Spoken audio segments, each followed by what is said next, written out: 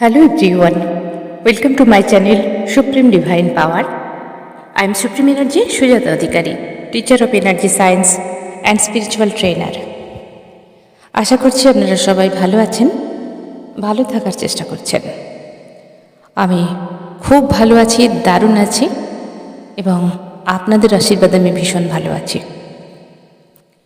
আমার ভিডিও আপনারা দেখছেন, পছন্দ করছেন, লাইক করছেন, কমেন্ট করছেন, সত্যি ভীষণ ভালো লাগছে। আমি যাতে আরও ভালো ভালো টপিক নিয়ে আসতে পারি সকলের জন্য ঈশ্বরের কাছে প্রার্থনা করব। তো যারা আমার চ্যানেলটিকে সাবস্ক্রাইব করেছেন, আমার পাশে আছেন, তাদের ভেতরের অন্তরাত্মাকে আমি মন থেকে প্রণাম জানাই, ধন্যবাদ জানাই। সবাই ভালো থাকুন, প্রার্থনা করি ঈশ্বরের কাছে সকলের মঙ্গল হোক। যারা ভিডিওগুলি দেখছেন, সাবস্ক্রাইব করছেন না, সকলের মঙ্গল হোক। যদি মনে করেন লাইক করবেন, ভালো লেগেছে একটা লাইক দেবেন। যদি মনে করছেন নতুন এসেছেন, সাবস্ক্রাইব করতে পারেন, সম্পূর্ণ আপনাদের ইচ্ছা। তো আজকে আমি যে টপিকটা নিয়ে কথা বলবো সেটা হলো আমাদের সাধারণত মানুষের জীবন কীরকম হয়, জিগজ্যাগ প্যাটার্ন। এই জিগজ্যাগ প্যাটার্ন বলতে আমরা কি বুঝি, তাই না? আমরা প্রত্যেকে স্বাভাবিক মানুষের কথা বলছি। বেশিরভাগ, ধরুন 100-এর মধ্যে আমি যদি 80% মানুষের কথা ধরি। 80% কেন বলছি? কারণ কিছু মানুষ আছেন, 80 কেন 90% মানুষের কথাও বলা যায়। কিছু 10% মানুষ ধরুন সারা লাইফ শুধু খারাপ কাজ করে এসেছে, শুধু সারা লাইফ খারাপ কাজ করে এসেছে।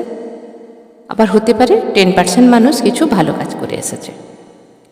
তাহলে 80% আমি যদি ধরি সাধারণ মানুষ, আর 10% মানুষ শুধুই খারাপ কাজ করে এসেছে। তার যখন থেকে জ্ঞান হয়েছে মানে নিজের পথ চলা শুরু করেছে।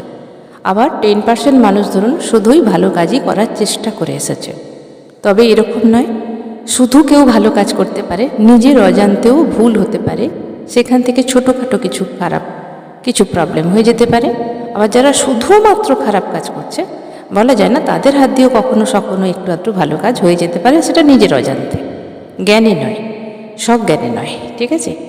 আর যে বাকি 80% মানুষ রইল, এদের মধ্যে সব কিছুই পড়ে। সাধু সন্ত পড়ে, এমনি মানুষরাও পড়ে, সাধারণ মানুষরাও পড়ে। তবে সাধু সন্তদের লাইফটা একটু আলাদা, এখানে আমি আলোচনা করব না ওটা নিয়ে। স্বাভাবিক মানুষের লাইফ জিগজ্যাগ প্যাটার্নের হয়। এটা আমি যখন আলোচনা করব আপনারা বুঝতে পারবেন। আমাদের যে সাধারণত লাইফ কীরকম হয়, কখনো সুখ, কখনো দুঃখ। একটানা কারোর লাইফে কিন্তু সুখটা থাকে না। সবসময় আনন্দ, সবসময় একটা ভালো খবর, সবসময় কিছু ভালো, সবসময় কিছু ভালো, সবসময় ভালো হচ্ছে, সবসময় ভালো হচ্ছে, এইভাবে কিন্তু আমাদের পুরো লাইফটা যায় না। কখনো খুব বিশাল বড় আনন্দ আসে, কখনো একটু একটু আসে, কখনো মিডিয়াম আসে, তারই মধ্যে কখনো আবার আমাদের লাইফে কষ্ট আসে, অনেক রকম কষ্ট আসে।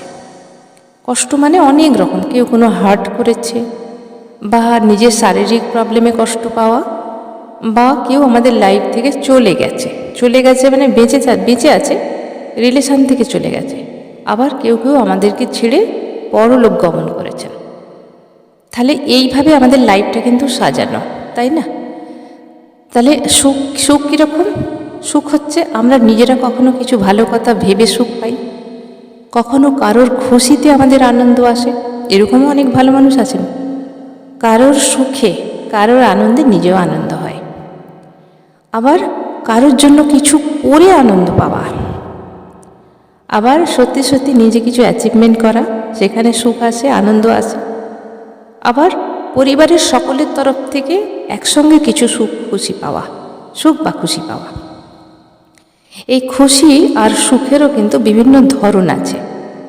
কখনো ভালো গান শুনে ভালো লাগা, খুশি হওয়া, কখনো ভালো কিছু একটা মুভি দেখে খুশি হওয়া, কখনো প্রকৃতিকে দেখে খুশি হওয়া, কখনো ভালো কিছু মনের মতো খাবার পেয়ে খুশি হওয়া, কখনো হয়তো নিজের জন্মদিনটাকে এমনভাবে সেলিব্রেট করেছে আচানক, যেখানে হয়তো সে জানতোই না যে আমার জন্মদিনটা এইভাবে সুন্দরভাবে সারপ্রাইজ হবে আমার লাইফে, সেইভাবে খুশি হওয়া, একটা খুশির খবর হঠাৎ করে পাওয়া।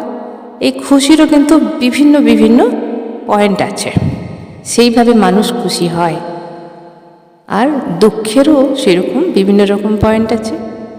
ওই যে বললাম, কেউ হঠাৎ করে হার্ট করে দিয়ে চলে যায়, কেউ বা আবার মানে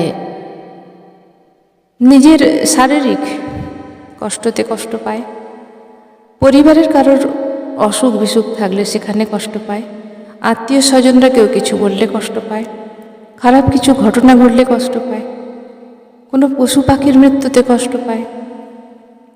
আবার কখনো দেখা যায় নিজের লাইফ থেকে চিরকালের জন্য কোনো মানুষ চলে গেছে, তাকে হয়তো আর পাওয়া যাবে না, তিনি মৃত্যু শয্যায় চলে গেছে।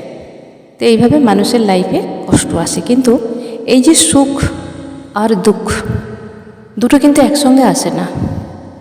যখন হয়তো একটা মাস হয়তো ভালো ভালো কিছু খবর, ভালোভাবে থাকা, বেশ আনন্দে থাকা, আবার তারই মধ্যে হয়তো কখনো একটা দুঃখ এলো আমাদের লাইফে, বা এইভাবে 6টা মাস হয়তো ভালোভাবে চলছে, 6টা মাস পরে একটা বড় কিছু এমন একটা ঘটনা ঘটল, কোনো আত্মীয় স্বজনের তরফ থেকে, যাকে হয়তো খুব ভালোবাসেন, যাকে হয়তো খুব স্নেহ করেন, সম্মান করেন, হয়তো দেখলেন তিনি আমাদের ছেড়ে চলে গেছেন।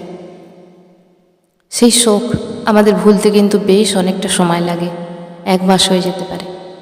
আবার কখনো দেখা গেলো আর্থিক পরিস্থিতিতে আমরা কষ্ট পাই, বেশ কিছুদিন হয়তো চলতে থাকছে। আর্থিক পরিস্থিতি যখন খারাপ হয় তখন বেশ কিছুটা সময় আমাদের কষ্ট পেতে হয়, কারণ বিভিন্ন জায়গায় আমরা আর্থিকভাবে জড়িত। এইভাবে লাইফ প্যাটার্ন আমাদের কেন শুধু সুখ আসে না?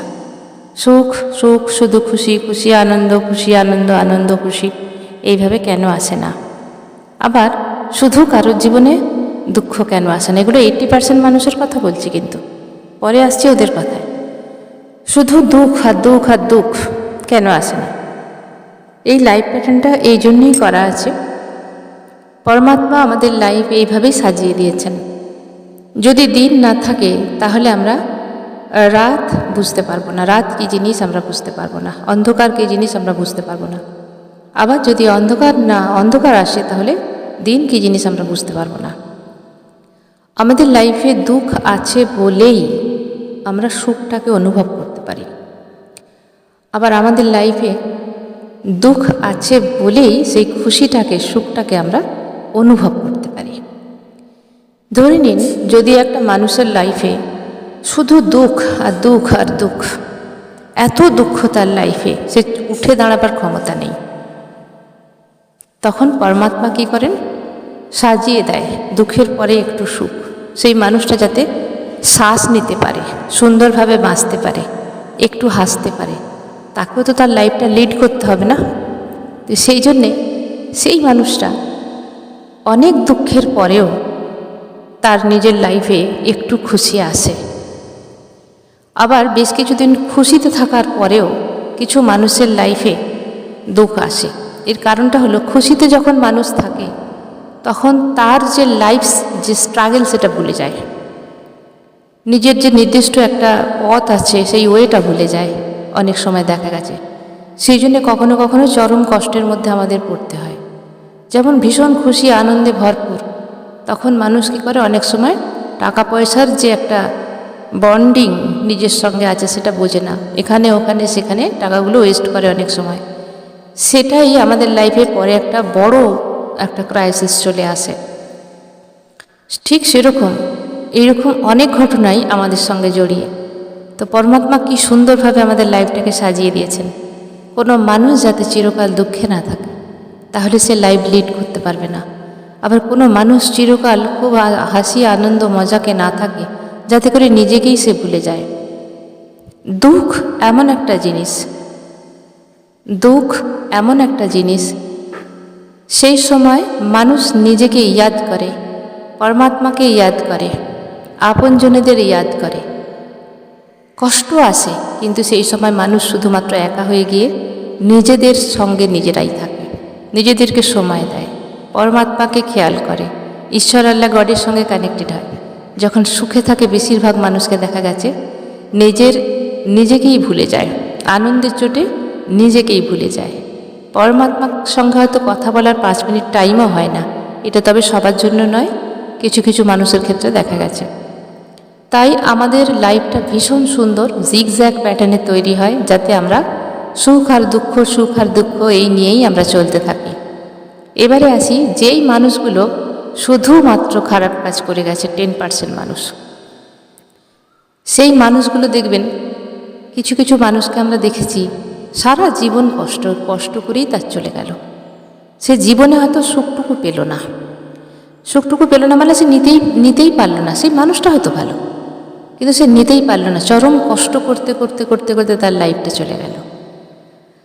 সে কিন্তু জীবনে একটু হলেও হয়তো ভালো থাকতে পারত। কেন?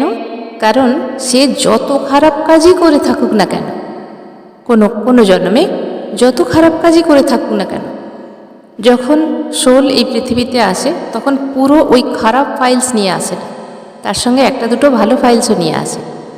তার তো চরম কষ্ট হয়ই হয়, যেহেতু চরম ধরনের হয়তো সারা জীবন সে খারাপ কাজটুকু করে গেছে, তাকে তো তার রিটার্ন পেতেই হবে। তার মাঝে মাঝেও অন্তত একটু একটু তার ভালো কিছু সময় আসে, কিন্তু সেগুলো সে আর বুঝতে পারে না। খারাপ করতে করতে সেই যে খারাপ অনুভব, তার সঙ্গে চরম কষ্ট মানে খুব কষ্ট। হয়তো ছোটোবেলায় মা মারা গেছে, হয়তো সৎ মা, হয়তো অনেক নিজের মা, কিন্তু তার সঙ্গে সেই ব্যবহারটা করে না। হয়তো বা দেখা যায় বিবাহের পরে তার জীবনের কোনো শান্তি নেই, হয়তো তার পার্টনার অন্য কারোর সঙ্গে হয়তো অ্যাফেয়ারে জড়িয়ে পড়েছে, বা তার জীবনে কোনো সন্তান নেই, বা সন্তান থেকেও সন্তানের হাতে পীড়িত, বা তিনি হয়তো অসুস্থতায় সবসময় ভুগছেন, তার অঙ্গের কোনো হানি হয়েছে। এইভাবে দেখা যায় তাদের লাইফে কিন্তু ভীষণ সবসময়তেই প্রায় প্রবলেম। আবার দেখা যায় মানুষটা কিন্তু খুবই ভালো, কোনো অন্যায় তার মধ্যে দেখা যাচ্ছে না, কিন্তু আগের জন্ম থেকে এমন কষ্টের ফাইলগুলো নিয়ে এসেছেন, তাকে দেখলে সকলের মায়া হয়, তার উপর ভীষণ অত্যাচার হয়। কিন্তু এই অত্যাচারগুলো সেই পাস্ট লাইফ থেকে তার নিয়ে আসা, এই জন্মে তিনি হয়তো ভালো কাজ করছেন, কিছু ভালো কাজ করছেন। তো এইভাবে আমাদের লাইফটা কিন্তু সাজানো। আর যারা শুধুমাত্র অনেকটা 10% মানুষ ভালো কাজ করে গেছেন, আমি যেভাবে ডিভাইড করেছিলাম 80% আর 10% আর 10%, আর 10% যারা ভালো কাজ শুধু করে গেছেন, তাদের সঙ্গে দেখবেন সবসময় ভালো কিছুই হয়, সবসময় কারোর না কারোর হেল্প পায়, তিনি সবসময় ভালো জায়গায় থাকে। একটা দেখবেন বাচ্চা সোনার চামচ নিয়ে মুখে নিয়ে জন্মায়, সব দিক থেকে যেন সে খুব ভালো থাকে, তার লাইফে যেন কোনো স্ট্রাগলই নেই, অটোমেটিক যেন তার লাইফে সব কিছু জুড়ে যাচ্ছে। কিছু কিছু ক্ষেত্রে আমরা দেখি হয়তো সেইভাবে কোনো পরিশ্রম করতেই হচ্ছে না, তার লাইফটা কিন্তু সুন্দরভাবে কাটছে, তাই না? তো এরকম আমরা দেখতে পাই আমাদেরই সমাজে। জানবেন, সমস্ত কিছুটাই কিন্তু আমাদের কর্মের ফল, আমাদের কর্মের ফল। আমরা যেইভাবে বীজ বসাবো সেই ফলই আমাদের পেতে হবে। আমরা যেইভাবে চিন্তাভাবনা করব, আমাদের লাইফ যেভাবে বানাবো, আমরা যেই কাজ করব, যেই ভাবনা করব আমাদের মাইন্ড থটসে, সেইভাবেই কিন্তু আমরা বীজ বপন করব, এটা মনে রাখতে হবে। এই স্পিরিচুয়ালিটিকে যারা জেনেছেন একটু হলেও, কর্মকে যারা একটু হলেও জেনেছেন, তারা আমার এই কথাগুলো মনে প্রাণে বিশ্বাস করবেন। তবে যারা এখনও পর্যন্ত এই স্পিরিচুয়ালিটির কোনো কিছুই হয়তো জানা হয়নি, বা এই কর্ম সম্বন্ধে হয়তো কিছু জানা হয়নি, তারা হয়তো আমার কথাগুলো ঠিকভাবে নিতে পারবেন না। দোষ এই মানুষগুলোর নয়, হয়তো এদের টাইম এখনও আসেনি। তাই বলবো, জেগে উঠুন। যেটা হবার হয়ে গেছে, যদি আমাদের দ্বারা কোনো খারাপ কিছু হয়ে থাকে, কোনো খারাপ কিছু আমরা করে ফেলে থাকি, অজ্ঞানে হোক সজ্ঞানে হোক, আমরা এবার থেকে চেঞ্জ হব, ভালো কিছু করার চেষ্টা করব। কারণ আমাদের নিজ নিজ কর্ম আমাদেরই ভোগ করতে হবে, কেউ আসবে না নিতে, কোনো আপনজন আসবে না, না মা, না বাবা, ভাই বোন, লাইফ পার্টনার, হাজব্যান্ড ওয়াইফ, ছেলে মেয়ে, কেউ নেবে না কর্মের ফল। সে ভালোও হতে পারে, খারাপও হতে পারে। ভালো যদি করি আমরা ভালোটাই নেব, তার ভাগ কেউ পাবে না। আর যদি খারাপ করি, সেই খারাপ আমাদেরই নিতে হবে, কেউ নেবে না। হতে পারে খুব খারাপ কোনো রোগ হতে পারে শরীরে, হয়তো বেঁচে থাকবে, বেঁচে থেকে এত কষ্ট পাবে, না খেতে পাবে, তার হয়তো অনেক খাবার আছে কিন্তু খেতে পারবে না, হাঁটতে পারবে না, প্যারালাইজড, ক্যান্সারের মতো রোগ, থাইরয়েডের মতো রোগ, অনেক কিছু প্রবলেম আমাদের শরীরে আসতে পারে। তবে শুধু কর্ম খারাপ করলেই যে এই রোগগুলো হয় এটাও বলবো না, কারণ এখানেও বুঝতে হবে এই শরীরের রোগগুলো অ্যাকচুয়ালি আসে নেগেটিভ এনার্জি থেকে। হাইলি নেগেটিভ এনার্জি অ্যাট্রাক্ট যখন আমরা করি, যখন আপনাকে কেউ কষ্ট দিচ্ছে, সেই কষ্ট যখন আমরা মনের ভেতর পুষে রাখি, দাবিয়ে রাখতে রাখতে, চেপে রাখতে রাখতে শরীর জবাব দেয়। তখন যত জেলাসি থাকে মনের ভেতরে, জেলাসি থেকে শরীরের প্রবলেম আসে। যদি ধরুন আপনি কিছু বলতে পারছেন না, অন্যায়ের প্রতিবাদ অনেকে করতে পারে না, আপনাকে যে যা পাচ্ছে তাই বলে যাচ্ছে, সেইগুলো যদি আপনি হজম করতে থাকেন দিনের পর দিন ছোটোবেলা থেকে, সেখান থেকে বডিতে বড় বড় প্রবলেম আসতে পারে। ডাইজেস্টিভ সিস্টেম প্রবলেম আসতে পারে। কিছু বলতে পারছেন না, থাইরয়েড হতে পারে। আপনাকে শুধু অনেকে বলে গেল, শুনিয়ে গেল, কিন্তু আপনি তার কোনো অ্যান্সার দিতে পারেননি, আপনি জবাবদিহিটা করতে পারেননি। হয়তো আপনার অপরাধ ছিল না, চেপে রেখে রেখে না বলতে পারার জন্য থাইরয়েড প্রবলেম আসে আমাদের লাইফে। কনস্টিপেশন আসে শুধু দুঃখ ভোগ করতে, কিচ্ছু বলতে পারেন না ভয়ে যে আমার কি হবে, আমাকে যদি তাড়িয়ে দেয়, আমাকে যদি না খেতে দেয়, আমাকে যদি মেরে দেয়, এই যে ভয়, কনস্টিপেশন চলে আসবে। ক্যান্সার কিভাবে হয়? ভীষণভাবে অত্যাধিক মানসিক আঘাত চরম সহ্য করতে করতে, মনের সঙ্গে মনের ভেতরের লড়াই, এগুলো হচ্ছে বডি পার্ট। এই বিষয়টা অনেক বড়, এখানে সবটা আলোচনা করতে পারবো না। তো তাদের কিন্তু ক্যান্সারের মতো প্রবলেম হয়, জ্বলে জ্বলে ভেতর থেকে কয়লা হয়ে যায়। সে হতে পারে জেলাসি থেকে, হতে পারে কেউ আঘাত করেছে সেখান থেকে। তার লাইফ হিস্ট্রি পড়তে হবে, তবে বোঝা যাবে। তো জানবেন আমাদের লাইফে যখন বড় বড় কোনো অসুখ আসে, জানবেন আমাদের লাইফ লিড আমরা যে করছি, সেখানে আমরা কোথাও গলিত করছি, কোথাও কোনো নিজের লাইফটাকে, নিজের মনটাকে, নিজের থটসটাকে আমরা চালাতে পারছি না, কোথাও দাবিয়ে রেখেছি কষ্টগুলো ভেতরে। তাই যদি কোনো কষ্ট পেয়ে থাকেন, উগরে দিন কষ্টকে, আর নিজেকে সহজ করে তুলুন। কোনো কষ্ট ভেতরে চেপে রাখবেন না, দেখবেন লাইফ অনেক সহজ হয়ে গেছে। মানুষ কি দিতে পারে? শুধু আঘাত, যন্ত্রণা, পেইনফুল মেমোরি, এগুলোই তো দিতে পারে। সুখের বরণডালা কেউ আপনাকে সাজিয়ে দেবে না। মনে রাখবেন, এই পৃথিবীতে গিভ অ্যান্ড টেক, এই কথাটা খুব কঠিন শুনতে হলেও এটাই বাস্তব। আপনি যদি কাউকে কিছু না দিতে পারেন, আপনাকেও কেউ কিছু দেবেন না।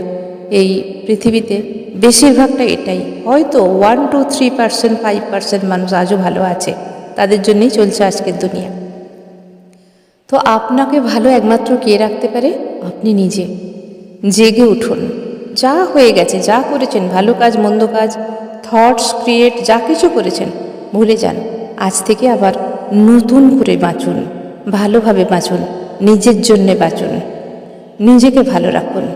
নিজেকে ভালো আপনি ছাড়া আর কেউ রাখতে পারবেন না। এই জগতে যদি কেউ আপন হয়, তাহলে একমাত্র পরমাত্মা, আর কেউ আপন নেই। শুধু এখানে ডিউটি, যা কিছু আমাদের সম্পর্ক, এখানে রিলেশন যা কিছু আছে, সবার সঙ্গে কিন্তু গিভ অ্যান্ড টেকের সম্পর্ক। ডিউটি সবার সঙ্গে পালন করুন। কখনো আমি এটা বলবো না সবাইকে ছেড়ে দিয়ে স্পিরিচুয়ালিটি হন, না। আপনার সঙ্গে যারা যারা জড়িয়ে আছে, তাদের প্রত্যেকের প্রতি দায়িত্ব কর্তব্য যতটুকু আছে পালন করুন, কিন্তু কোথাও ইমোশনালভাবে জড়াবেন না যেখানে আপনাকে কষ্ট পেতে হয়। তাই সবার সঙ্গেই থাকুন, সবার সঙ্গে থেকেও নো অ্যাটাচমেন্ট, সেফ ডিট্যাচমেন্ট, অথচ ভালোবাসুন সবাইকে। এমন ইমোশনালভাবে জড়িয়ে যাবেন না যখন সে আঘাত দেবে, সহ্যটা আপনি করতে পারবেন না। সবসময় নিজেকে ব্লেসড করুন, নিজেকে ভালোবাসুন, নিজেকে ক্ষমা করুন ভুল করলে, আর আজ থেকে নতুন করে বাঁচুন। তাহলে এই ছিল আজকের ভিডিও আমাদের সবার জন্য। আমাদের সবাইকে এইভাবেই চলতে হবে। আজকের ভিডিও এখানেই শেষ করলাম। সবাই ভালো থাকবেন, দারুণ থাকবেন, আনন্দে থাকবেন। ধন্যবাদ।